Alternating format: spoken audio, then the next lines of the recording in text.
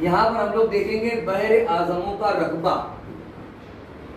दुनिया में 5 बहरे आजम है, ओशंस है, मैं बता चुका हूं।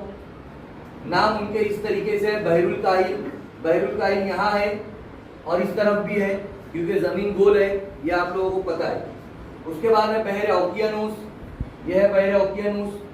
बहरे हिंद, हिंदुस्तान के नीचे। बहरे जुनूबी, यहाँ पर है बहरे जुनूबी। और बहरे आर्कटिक, यहाँ पर ऊपर साइड में यहाँ पर आएगा बहरे आर्कटिक।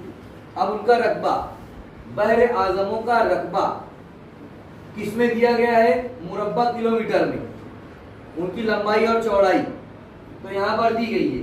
बहरुल काहिल का रकबा कितना है? 16,62,40,977। ये किसकी लंबाई चौड़ाई है? रकबा किसका है? बहरुल काहिल समंदर का, बहरे आजम का। बहरे ओकियानूस का है 8,65,57,402 मुरब्बा किलोमीटर। बहरे हिंद 7,34,26,163 किलोमीटर। बहरे जुनूबी का 2,03,27,000 किलोमीटर।